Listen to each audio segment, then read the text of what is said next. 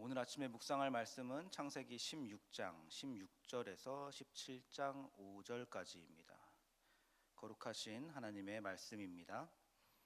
하갈이 아브라함에게 이스마엘을 낳았을 때에 아브라함이 86세였더라. 아브라함이 99세 때에 여호와께서 아브라함에게 나타나셔서 그에게 이르시되 나는 전능한 하나님이라. 너는 내 앞에서 행하여 완전하라.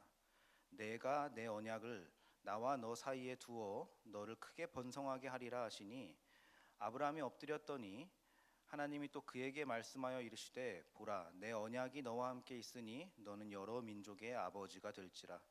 이제 후로는 내 이름을 아브라함이라 하지 아니하고 아브라함이라 하리니 이는 내가 너를 여러 민족의 아버지가 되게 함이니라.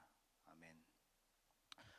네, 여러분 우리가 이번 주에 쭉 아브라함을 보고 있습니다. 아브라함이 어떻게 지내고 있는지, 어떻게 하나님을 따랐는지 그런 것들을 살펴보고 있는데요. 근데 우리가 이제 아무래도 신앙생활 경력이 다들 조금 되셨잖아요. 그러다 보니까 성경을 이미 너무 많이 알고 있고 또 아브라함에 대해서도 익히 들어와서 우리가 아브라함을 볼 때에 아브라함은 기본적으로 믿음의 조상이고 또 우리가 닮아가야 하는 훌륭한 사람이다 라는 전제를 놓고 보는 경향이 조금 있는 것 같습니다.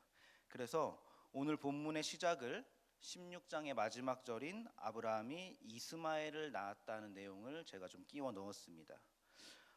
매일 말씀 묵상을 잘 하고 계시면은 그 내용을 아시겠지만은 12장부터 지금까지 아브라함은 썩 훌륭한 사람은 아닙니다. 첫 고향 친척 아버지를 집을 떠나라는 그 첫 명령에도 친척 조카인 롯을 데리고 떠났고요. 또 아버지 집을 떠나랬더니 그동안 모았던 모든 소유와 남겨진 아버지 재산과 하인들과 종을 통째로 들고 떠났습니다. 그러니까 순종을 하기는 했는데 좀 애매한 순종을 보여줬다는 것이죠. 그리고 이후에는 가나안에 가라고 했더니 먹고 살기 위해서 애굽으로 먹고 살려고 도망갔고 또 그곳에서 아시다시피 아내를 팔아 넘겼습니다. 그런데도 하나님이 다시 구출해 내셔서 너에게 땅을 다시 약속하시고 그리고 자녀도 후손도 약속하시니까 아브라함이 한다는 소리가 그걸 제가 어떻게 할 수 있습니까? 하고 반문을 한단 말이죠. 그리고 이제 후사를 약속하셨는데 기다리지 못하고 믿지도 못하고 이스마엘을 자기 뜻대로 낳아버린 것, 지금이 그런 시점입니다. 이것이 현재의 아브라함의 상태인 거죠. 그러니까 우리처럼 반쪽짜리 순종을 하는 약간은 허술한 믿음의 소유자가 지금 현재의 아브라함인 것입니다. 그런데 이런 허술한 아브라함에게 오늘 하나님이 다시 한번 찾아오십니다. 여러분, 아브라함은요 이삭을 바치는 그 믿음의 수준이 될 때까지 단 한 번도 하나님을 먼저 찾은 적이 없습니다. 하나님은 항상 하나님이 먼저 찾아오십니다. 하나님이 항상 우리에게 먼저 찾아오시는 하나님이시라는 것을 보여주는 것이죠. 저는 이게 꽤 중요한 지점이라고 생각을 합니다. 그래서 오늘도 아브라함에게 찾아오셔서 12장에 했던 언약 얘기를 하나님이 또 하십니다. 아브라함이 하도 말귀를 못 알아들으니까 아브라함을 다시 설득하시는 것이 오늘 17장 본문입니다. 이렇게 설명하시는 것이죠. 아브라함아, 나는 전능한 하나님이다. 내가 내 언약을 이루겠다. 내가 너를 여러 민족의 아버지가 되게 한다. 내가 너를 번성하게 한다. 내가 너에게 땅을 준다. 이런 얘기들을 하시는 겁니다. 내가 한다니까 그냥 좀 믿고만 따라와라. 이렇게 포기하지 않고 계속해서 설득하시는 하나님을 우리가 볼 수가 있는 것이죠. 마찬가지로 믿음의 조상인 아브라함에게 하셨듯이 믿음의 후손인 우리에게도 우리의 약간은 허술한 믿음, 우리의 반쪽짜리 순종에도 불구하고 하나님이 지속적으로 우리를 찾아오시고 또 하나님이 우리를 설득하고 계시고 또 우리를 이리저리 굴리셔서 우리를 아브라함처럼 이삭을 바치는 그 수준까지 하나님이 만들어내고 계시다는 것입니다. 이 과정들을 우리가 성결이라고도 부르고 성화라고도 부르고 또 가장 대표적인 표현으로는 거룩이라고 부르는 것이죠. 그러니까 하나님이 결국 우리 각 사람 그리고 우리 공동체까지도 다 거룩한 지점까지 만들어 내실 것입니다. 내 눈에 당장 결과가 안 보인다고 하나님의 일하심을 부정할 수는 없는 겁니다. 과정 중의 결과를 단정해서는 안 되는 것이죠. 우리 하나님이 성실하게 일하고 계시다는 것입니다. 하나님이 결국에는 우리를 다 만들어내신다. 하나님이 다 하십니다. 여러분 이걸 믿으셔야 됩니다. 그런데 제가 이렇게 계속 하나님이 하십니다. 하나님이 결국에는 우리를 다 만들어내실 것입니다. 하나님이 다 이루어내실 것입니다. 이런 것들을 강조하다 보면은 이런 생각이 들 수가 있습니다. 그럼 하나님이 찾아오시고 또 설득하시고 일하시고 알아서 다 해주시니까 나는 그러면 할 게 없네. 나는 그냥 가만히 있어도 되겠네. 이런 생각이 드신다면은 그것이 아주 틀린 생각인지는 제가 잘 모르겠습니다만은 그것이 못난 생각인 것은 확실한 것 같습니다. 틀린 것이 아니라 못난 것이라고 제가 표현을 했는데, 틀린 것이 아니라 못난 것이라는 표현은 하나님과 우리가 기계적인 관계가 아니라 인격적인 관계다라는 것을 보여주고 있는 표현입니다. 예를 들어 볼게요.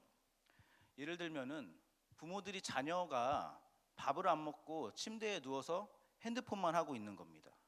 그러면은 처음에는 밥 먹어라, 나와서 밥 먹어라 하고 잔소리를 하겠죠. 근데 애들이 말을 안 듣습니다. 계속 누워서 나 밥 먹어 그러고서는 계속 누워서 핸드폰만 합니다. 그렇게 한 끼 굶었습니다. 그러면 다음 끼에는 화를 내겠죠. 나와서 밥 먹으라니까 왜 말을 안 듣니? 혼내기도 하고 야단도 치고 화를 냅니다. 그런데도 자식들이 계속 말을 안 듣는 겁니다. 그러면은 그렇게 하루 굶고 이틀 굶고 하다 보면은 결국에 부모님들은 밥을 침대로 가져다 주게 되어 있습니다. 그렇죠? 지는 겁니다, 결국에는. 근데 이 자녀가 일주일 굶고 열흘 굶고 피골이 상접해가고 기운이 빠지고 하는 것을 보면은 그때부터는 얘가 왜 이러나 걱정을 하기 시작하고 자식한테 가가지고 빌기 시작하는 겁니다. 제발 밥 좀 먹어다오. 내가 잘못했다. 네가 원하는 게 뭐니? 하고 싶은 거 다 해라. 공부 안 해도 된다.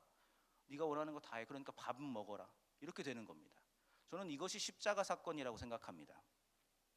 그런데 그것을 보고 이 자녀가 깨닫는 겁니다. 아, 내가 아무것도 안 해도 우리 부모님이 다 해주시네. 이런 것을 깨닫고 계속 누워만 있고 엄마가 날라다 주는 밥을 즐기면서 먹기 시작하면은 그것을 보고 우리는 저 자녀가 쟤는 부모님에 대한 믿음이 굉장히 신뢰가 굉장히 좋네. 부모님을 굉장히 믿고 신뢰하나 보네. 이렇게 얘기하지 않습니다. 그렇죠? 우리는 그렇다고 그 자식을 보고 우리가 그럼 쟤는 자식이 아니네. 이렇게 얘기하지도 않습니다. 그냥 불쌍하고 철없고 못난 자식인 것이죠. 부모님의 사랑을 제대로 깨닫지 못하는 그런 자식인 것이죠. 근데 이것이 우리와 하나님의 관계입니다.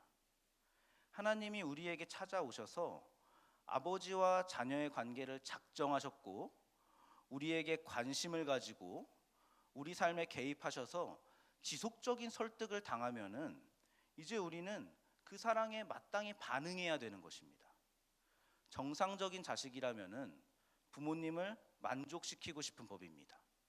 그리고 우리가 언행을 할 때에 부모님의 명예를 아무래도 신경 쓰게 되는 것이죠. 제가 누구 자식이래 그러면은 동네에서 내 행동이 제한되잖아요. 내가 어떻게 해야 된다라는 그런 것들이 조금 생기잖아요. 그런 것들을 신경 쓰게 됩니다. 부모님이 기뻐하는 모습을 보는 것이 자연스러운 자식의 기쁨이고 또 자식의 기쁨은 부모님의 가장 큰 기쁨입니다. 하나님이 우리와 그런 관계가 되자고 지금 말씀하시는 것입니다. 그리고 그렇게 만드시겠다고, 내가 너희를 그렇게 만들기 위해서 지금 일하고 있다고, 내가 하겠다고, 나를 보라고 성경에서 말씀하고 계시고 오늘 본문에서 설득하고 계시는 겁니다. 그러니까 여러분, 하나님이 우리 아버지 되셔서 일하신다는 것을 여러분 정말로 믿으십니까? 믿으신다면은 이제 걱정이 없네요. 전능하신 하나님이 내가 일하겠다고, 내가 하겠다고, 나를 보라고 그렇게 얘기하고 있는데 그 전능하신 하나님이 하시겠다고 하셨으니 우리는 염려는 없어지고 오늘 1절의 표현대로 그 전능하신 하나님으로 인하여서 감사와 기쁨만 남게 되는 것이죠. 그러니까 여러분 삶의 현실에서는 선한 결과가 보이지 않는 것 같고, 또 실제로 삶의 현장은 너무나 고단하고, 또 세상과 비교했을 때 나는 꼭 패배자처럼 보여서 무너질 때마다 이 아브라함을 설득해내시고 빚어내시는 하나님을 꼭 기억했으면 좋겠습니다. 아브라함이 처음부터 잘 믿어서 믿음의 조상인 것이 아니라 하나님이 아브라함을 놓지 않으시고 성실하게 키워내셨기에 우리의 믿음의 조상이 되었습니다. 그것을 아브라함이 먼저 당했기 때문에 우리의 조상이 된 것입니다. 우리가 아브라함의 후손이고 같은 길을 걷고 있습니다. 그 아브라함의 하나님이 동일하게 오늘날 우리의 하나님이십니다. 하나님의 자녀된 성도 여러분, 오늘 하루도 마땅히 하나님의 사랑에 반응하면서 순간마다 자녀된 도리를 다 하면서 살아갔으면 좋겠습니다. 아버지를 기쁘시게 하고, 또 우리 아버지 하나님의 명예에 걸맞는 선택이 무엇인지를 잘 고민해서 그렇게 말씀을 삶으로 구체화시키는 오늘 하루가 되시기를 간절히 바라겠습니다. 기도하겠습니다. 하나님 아버지, 은혜를 참으로 감사드립니다. 우리를 찾아오신 은혜, 우리를 설득해내시는 은혜, 그렇게 우리의 아버지가 되셔서 우리를 참고 기르시는 그 은혜까지 모든 은혜에 감사를 드립니다. 전능하신 하나님이 작정하시고 해나가시는 그 일을 참여하게 된 것도 감사합니다. 이제 우리가 받은 은혜에 걸맞는 자녀로 살고자 소원합니다. 하나님의 사랑에 반응하며 살아내겠습니다. 우리와 함께 해주옵소서. 예수님의 이름으로 기도합니다. 아멘. 이 시간 다음과 같은 기도 제목으로 함께 기도하시겠습니다. 지금 들은 말씀이 내 삶으로 이어지게 하옵소서. 말씀 묵상의 길입니다의 피어처럼 말씀 묵상에 힘쓰는 2023년이 되게 하옵소서. 동네 세매줄 소그룹 묵상 나눔을 통해 더욱 하나 되는 교회 되게 하옵소서. 동소원과 동직훈을 통해 하나님을 경외하는 일꾼들이 많이 세워지게 하옵소서. 말씀상 공동체의 다음 세대가 하나님의 말씀에 바로 서게 하시고 믿음의 자녀들이 되게 하옵소서. 몸과 마음이 아픈 이들, 믿음이 연약하여 흔들리는 이들을 붙잡아 주셔서 주님의 은혜와 사랑을 늘 경험하고 감사하며 살게 하소서. 개인의 기도 제목과 공동의 기도 제목으로 다 같이 기도하시고 삶의 자리로 나아가겠습니다. 하나님 감사합니다. 하나님 아버지 은혜에 감사합니다. 하나님 언제나 열심히 일하시고 하나님의 성실히 일하신다는 것을 확인하였습니다. 하나님, 우리는 하나님의 약속을 반쪽짜리 순종으로 응답하고 하나님을 의심하고 또 하나님을 믿는다고 말은 하지만 그것을 행동으로 옮기지 못하고 하나님을 실망시키고 또 그렇게 하나님을 만족시키는 우리 자신이